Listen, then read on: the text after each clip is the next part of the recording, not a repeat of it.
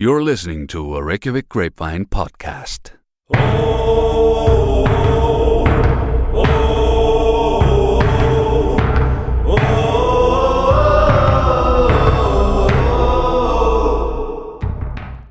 Hi and welcome to the Reykjavik Grapevine's almost completely true history of Iceland, Season 2, The Last Viking Mystery. So the Vikings sailed from Norway or Scandinavia to Iceland and then across the Atlantic further to Greenland and finally to North America. They only stayed in North America for a couple of years and they're in Iceland to this day, but for almost 500 years they stayed and remained in Greenland. However, around about the same time the Europeans were finding North America again, they all disappeared. And nobody knows to where or how or why. In this season of this podcast, we will try to unravel this mystery.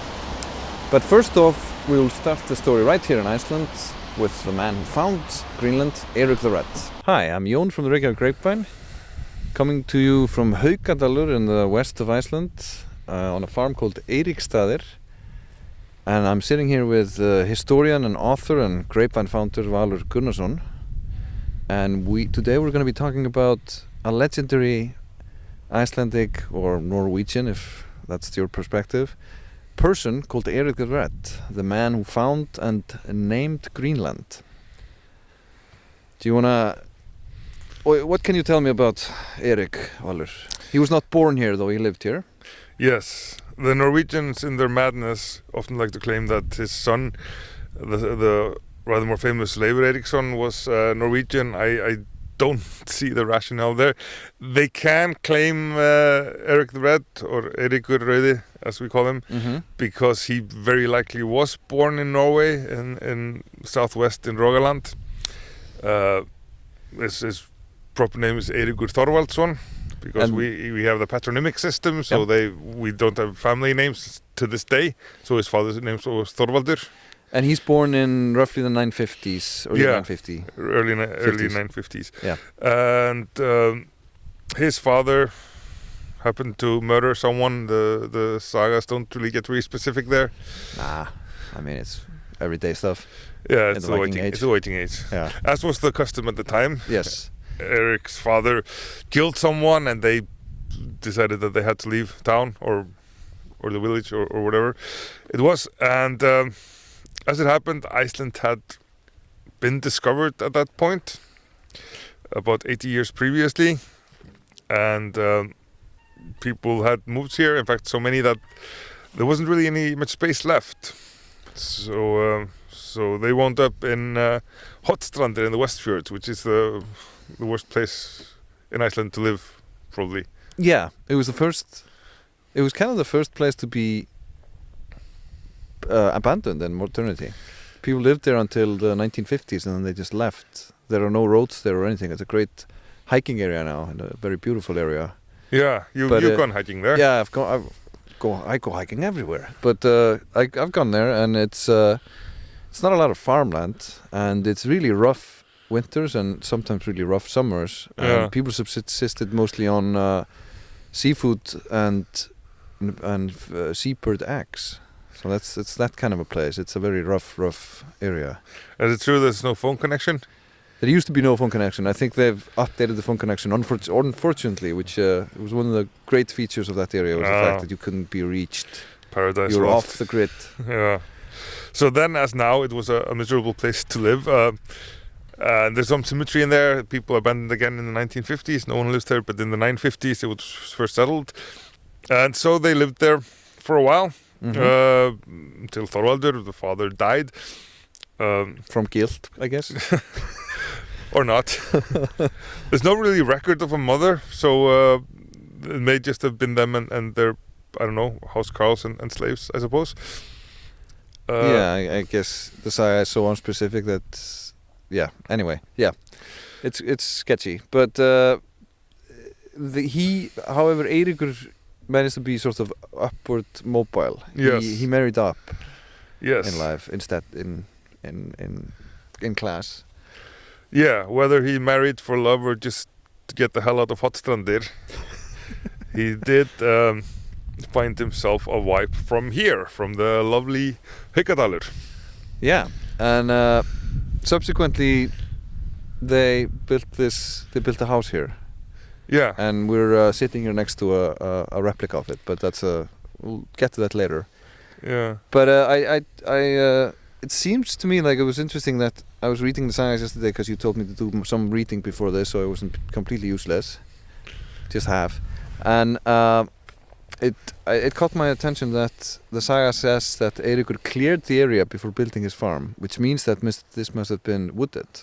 Yeah. Apparently, according to the sagas, most of Iceland was wooded from the shoreline to the mountains. Mm-hmm.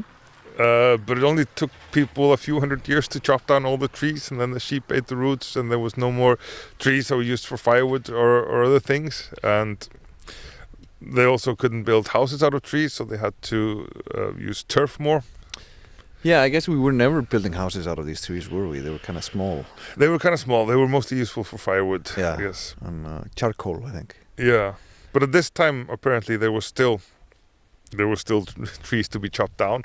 A couple of hundred years later, they were mostly gone, and it's only in the last 100 years or so that we've been reforesting. Yeah. Like when I was a teenager, I was put to work reforesting or planting trees. Oh God, I did that too. Yeah. Yeah. I think I didn't enjoy it, but I think it was the lack of instant gratification, which is the thing you like when you're a teenager. Yeah. You know, you plant a tree and then you have to wait half a century. We were investing in the future. Yes, so I'm told. Although I think that actually the area that I was planting trees in is now a residential area, so they all got chopped down again, and then they built, houses on top of them. But yeah, too bad. Sure, they burnt the wood or something for heat. But but yeah, here we are, and like we said, Erik eventually finds Greenland, but he marries up in life, he moves here, and then what happens? I mean, why would you want to leave this place? Yeah. For Greenland? Well, apparently Eirikur started taking after his father. Oh, I see. And he got into some trouble with the neighbors, and it did happen to kill some of them. The saga says that his slaves rolled rocks onto his neighbor's farm and killed some of his sheep. Whether they did it on purpose or accidentally, it does not say. No. But then the neighbor went and killed Erik's slaves, and this made Erik mad, and he went and killed some of his neighbor's relatives, and eventually he was asked to leave this area. I'm assuming this is in the 970s. Erik is in his late 20s or something like that. Yeah, in the late 70s probably. Yeah. So that's when he's forced to leave this lovely area. Yeah. Due to some murder. I'm looking around trying to find good places to roll rocks, which is one of my pastime hobbies. Well, be careful. Doesn't seem to be a lot of good spots for that here. No. So he basically needs to leave or get killed. Yeah. So he leaves. There's more. But he doesn't go that far, does he? No, he goes to Breiðafjörður, and history repeats itself.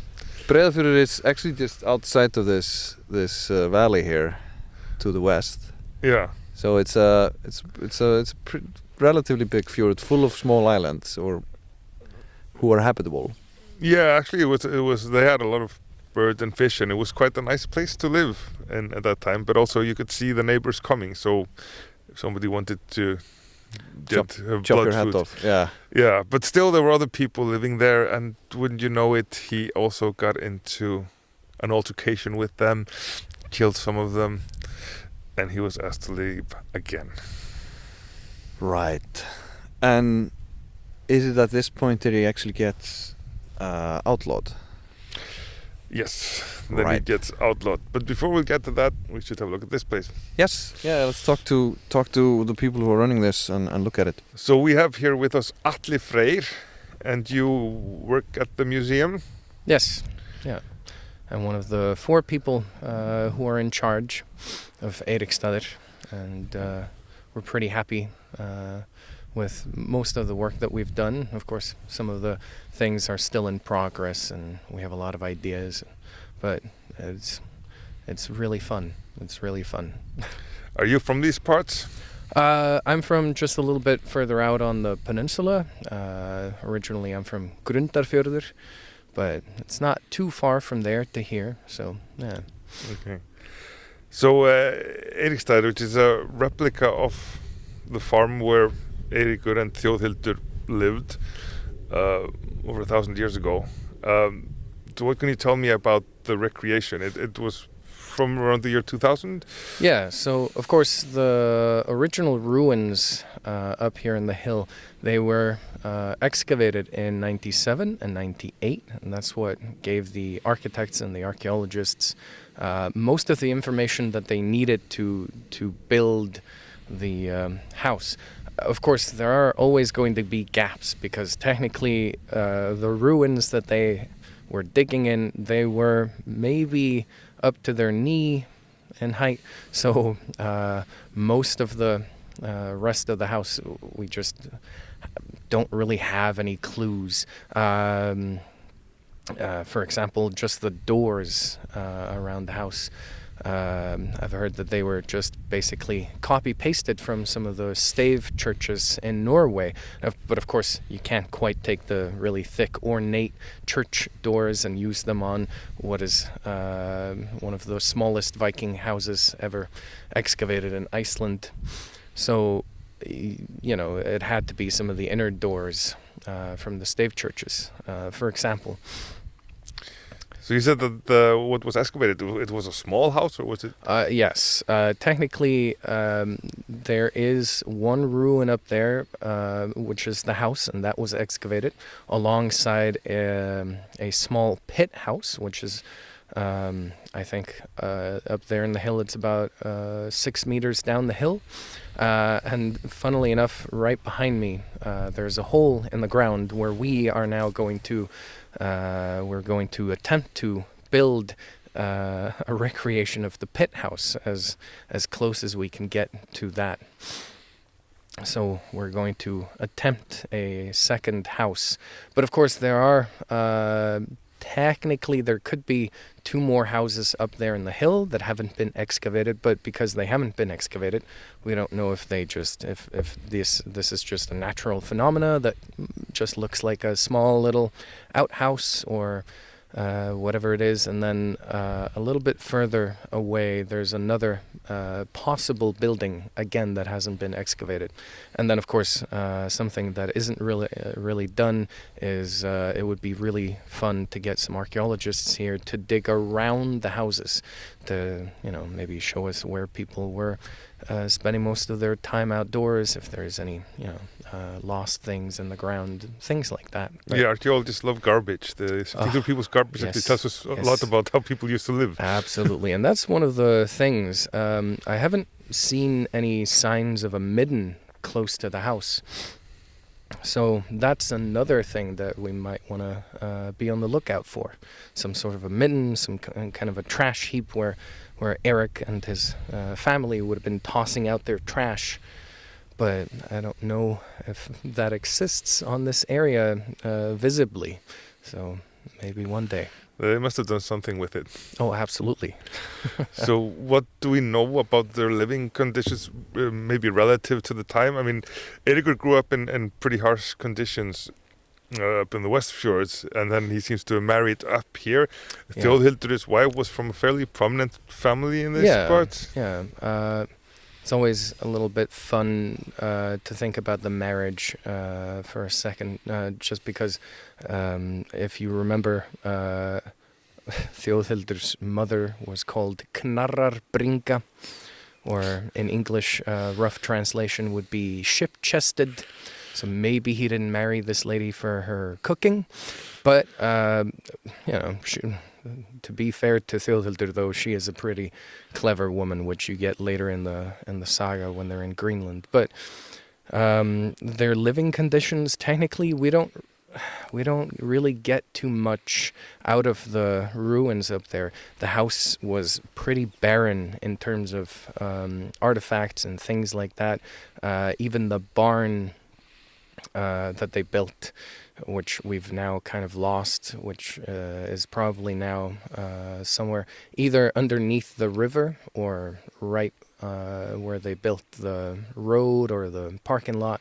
We don't know, but there are so many unanswered questions, right? There are so many questions, hopefully, that archaeologists later, when they come here, might be able to decipher for us. But, of course, like I said, this house is one of the smallest houses excavated in Iceland. So that can at least give us a little bit of a rough idea of what their social status could have been So it doesn't at seem this to have been time. that great. No, exactly. Right? He also he wasn't very popular with the neighbors, though. He did kill quite a few of them. Yeah, I mean, there's always the definition of murder and killing. That you Yeah, it's kind of have not to the same thing define. at all. No, exactly. But of course, he was banished from Norway for murder with his father. Yeah. But here in Iceland, it seems to have been mostly killing. killing. Yeah. I mean, don't get me wrong, he is never going to be a nice man. I don't think that he was ever a particularly nice man, but he might not have been quite as terrible as many people figured that he is. If you read the saga with today's, ethics. Yeah. So a murderer is someone who tries to hide it or does it without just cause, and a murderer can really be killed by anyone. Yes. Whereas if you kill someone and you announce it and you pay restitution to the family, Yes. then it's okay, or you can be outlawed. So that's the legal definition between murderer exactly. and killer. I see you're sort of sticking up for him, but I did hear that when they were rebuilding the farm, people in these parts still don't like Erik the Red, and they didn't want to take any part in this. Absolutely. One of the fun things about when they were building this house, they wanted everything to be as authentic as possible, right? So, for example, they wanted the stones for the bottom of the house, right? The foundation stones. They wanted the stones to be from the valley, right? But there's only one mine in the valley, owned by our neighbor who lives right across from us right now, Bæring. But I don't know if you remember his Bæring's, that is great, and so on, grandfather is actually one of the people that Erik kills.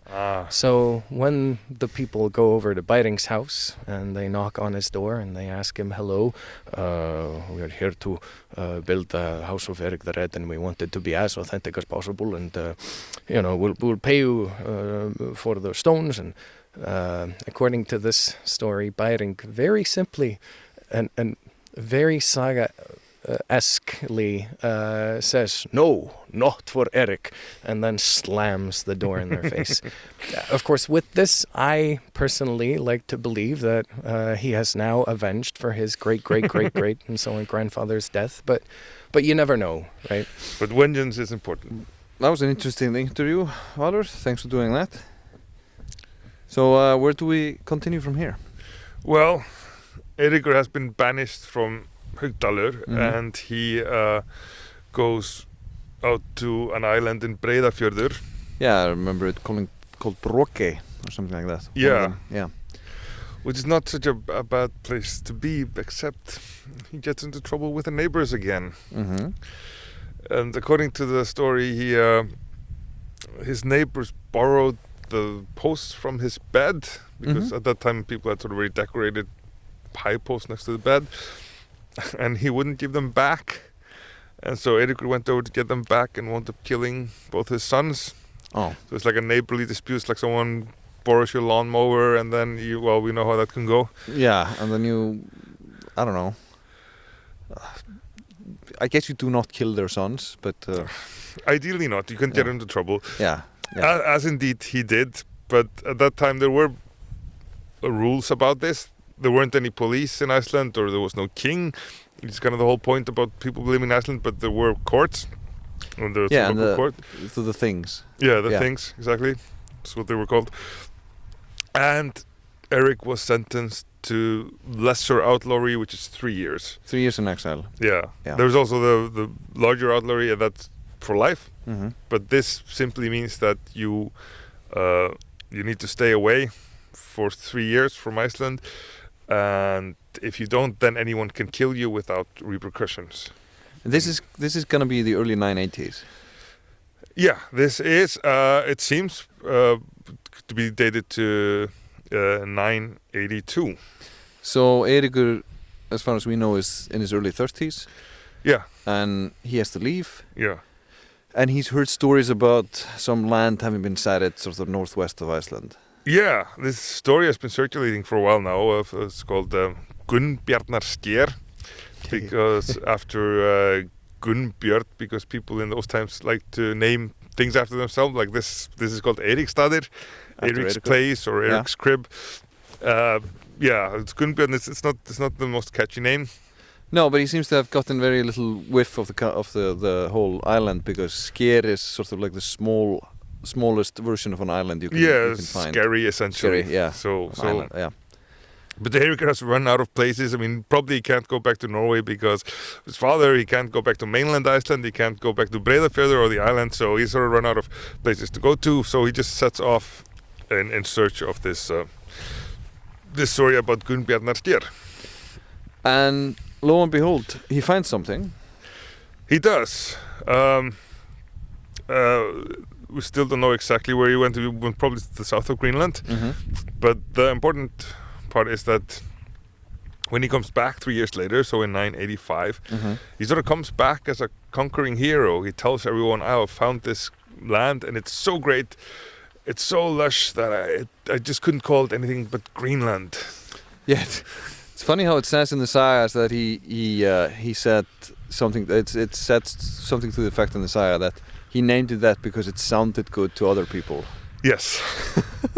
He certainly had someone do market analysis or whatever it was called at that time, and yeah, and I mean it's better branding at that time. Iceland was called Iceland by Raven Folke. Yeah.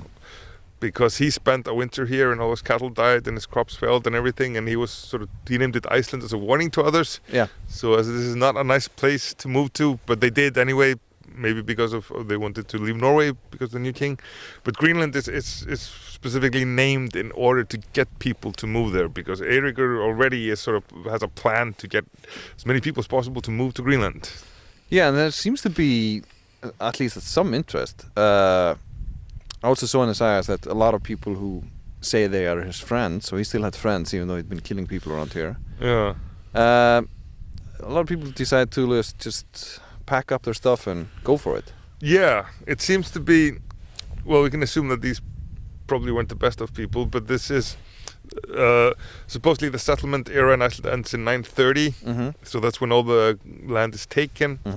So the people who come here later, like he did, or weren't around for that when you could just claim whatever land you wanted. They have worse land, so this is 50 years later.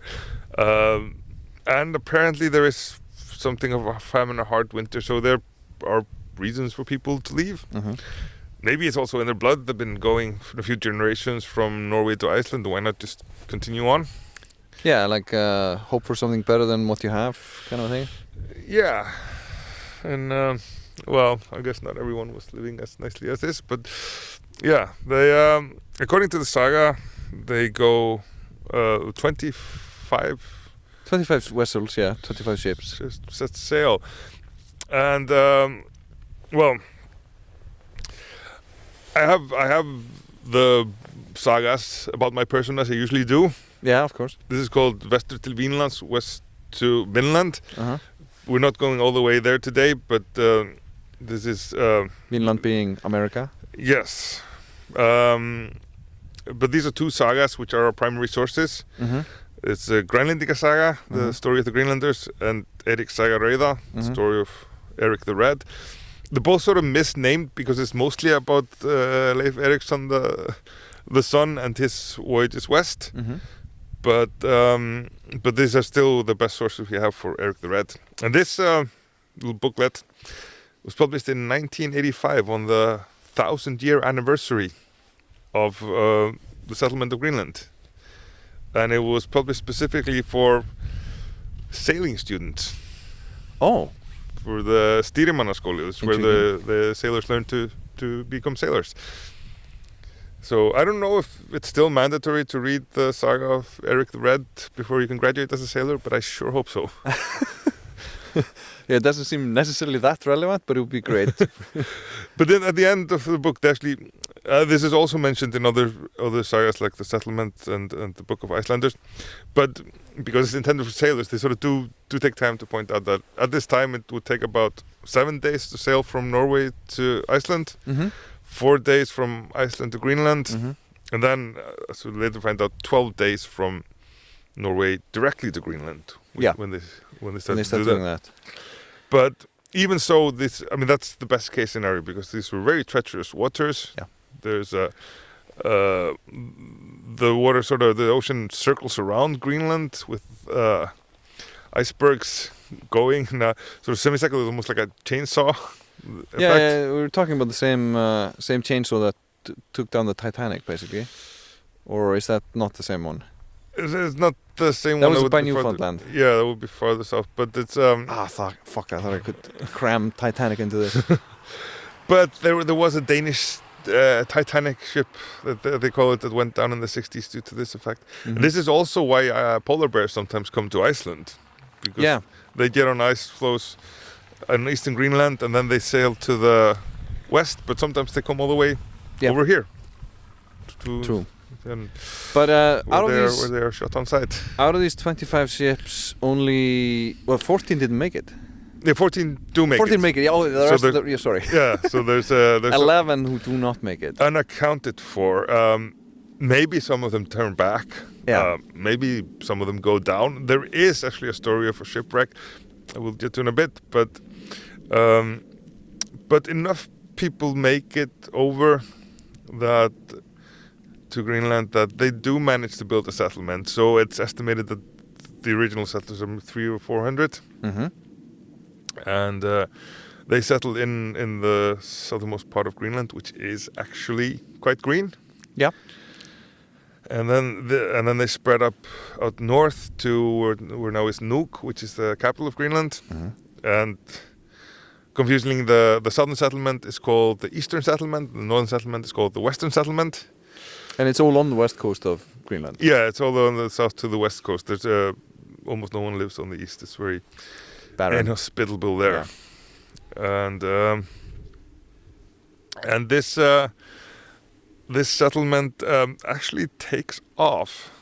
At its peak, around 5,000 Norse people live in the two settlements, and they live there for 500 years, and then they disappear, and no one really knows what happened to them.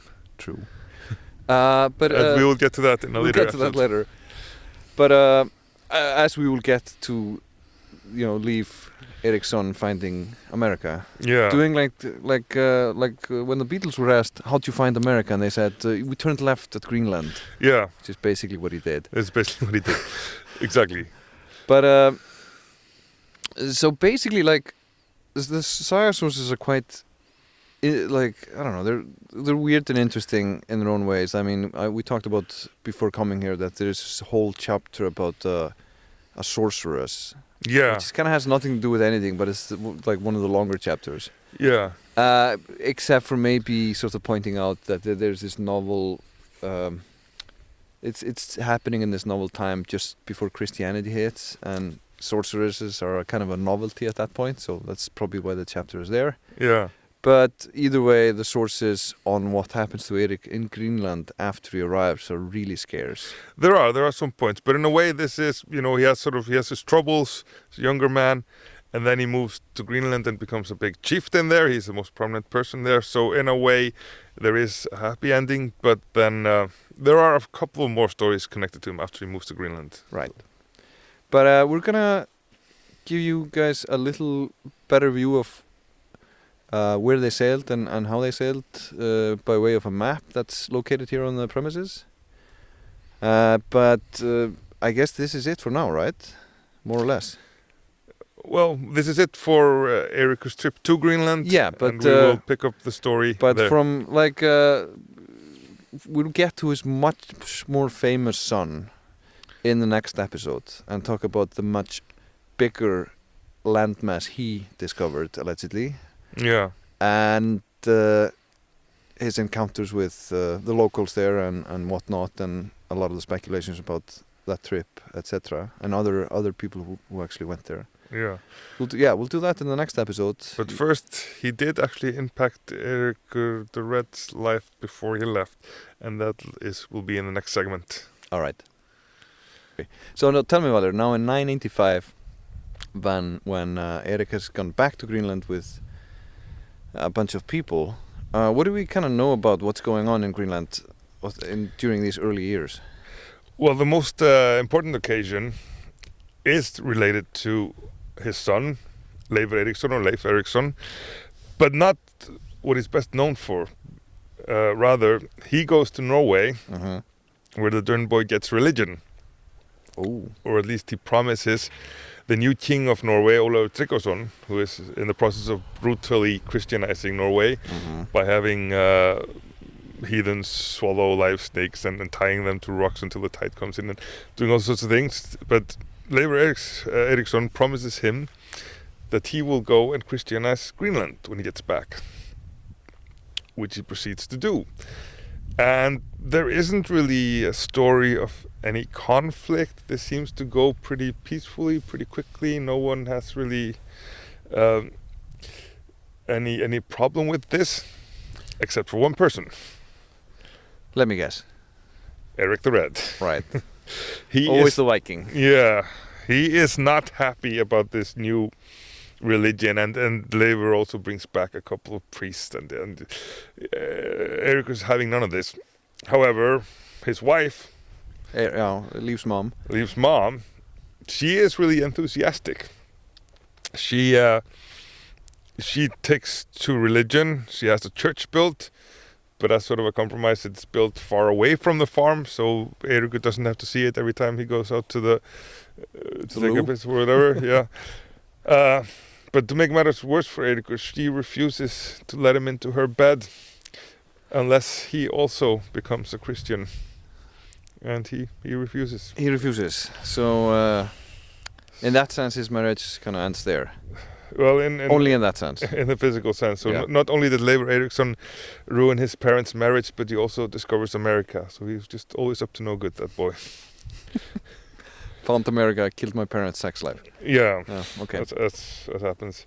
And he's called Leif the Lucky because he Killed his parents' sex life? No, that would probably more be Erik the Red the Unlucky, I guess. He never got lucky again.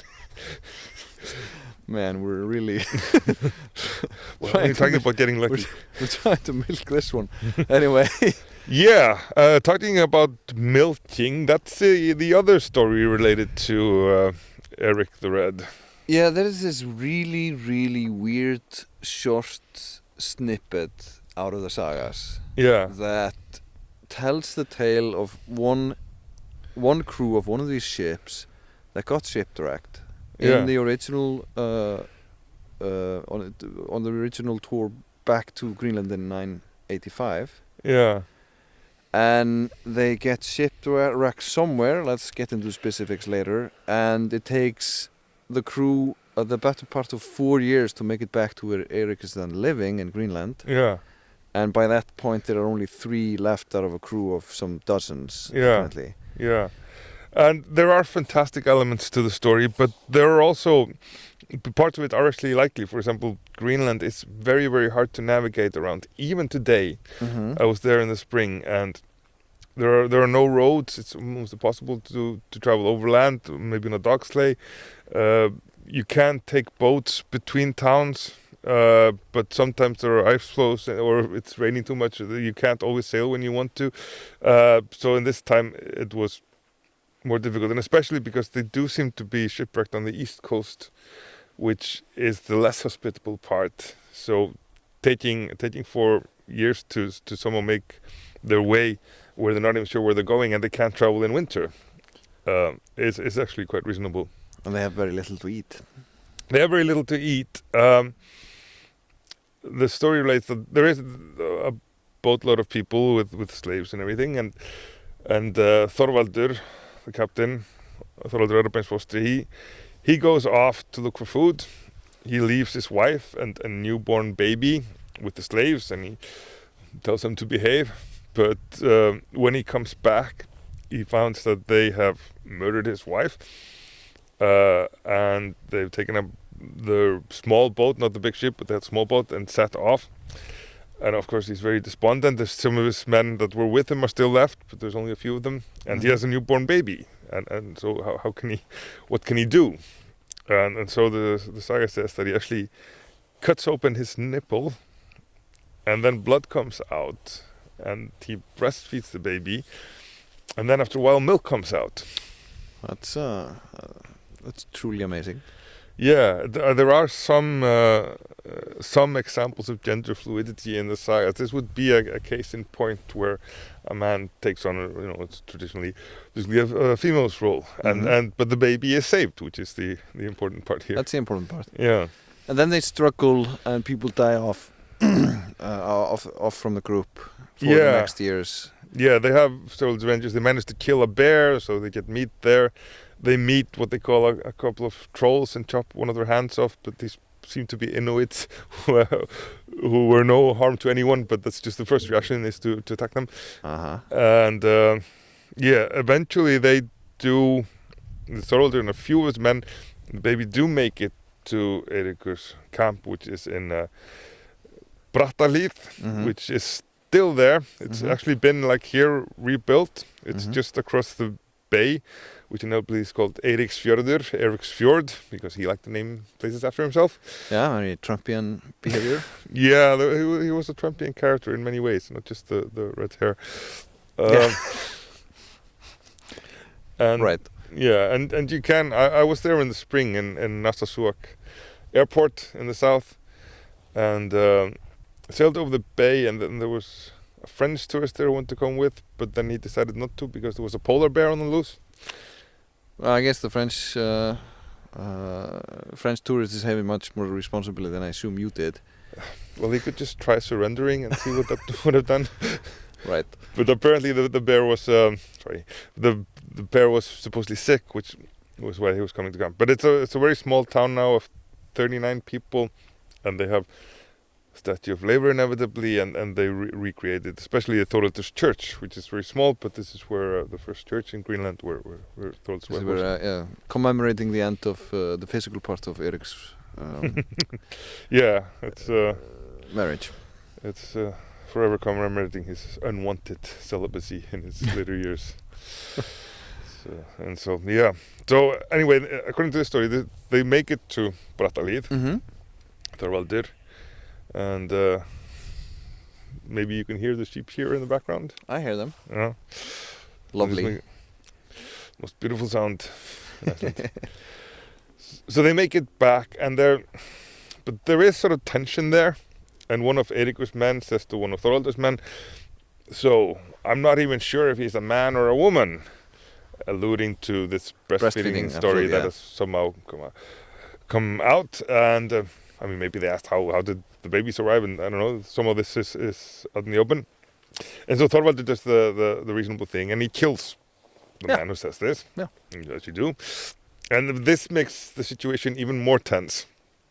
So Eirikur's men want to take vengeance on Þorvaldur's men, but they see that these are actually really tough guys, and it might be hard to beat them. So they do make a truce, and eventually Þorvaldur goes to Vestribyggð on Eirikur's behalf to apprehend robbers, which he does. But Eirikur, one of the last things that we hear from him is that when his sons are going west, he wants to go with, but he falls off his horse and he breaks his ribs, some say, or an arm. Or a shoulder, I think I read. And he decides not to go. He says, "This is the end of my travels." And around the year 1003, he dies in his early 50s, which was very, very respectable age for a Viking to die. Mm-hmm. That concludes the saga of Erik the Red. That concludes the saga of Erik the Red. So next time we'll talk about his much more famous son, Leif the Lucky. Yeah, who went even farther west and discovered a whole new continent. Who managed to find America and lose it again. Yeah, as Sigurðarson says. So how he came to find it, and perhaps also how he came to lose it, is what we'll be talking about next month. Excellent, thank you. Thanks for listening, watching. I was Jón from the Reykjavík Grapevine, and here is Valur Gunnarsson, the author and historian. We've been in Haukadalur, west of Iceland, in a place called Eriksstaðir. Goodbye.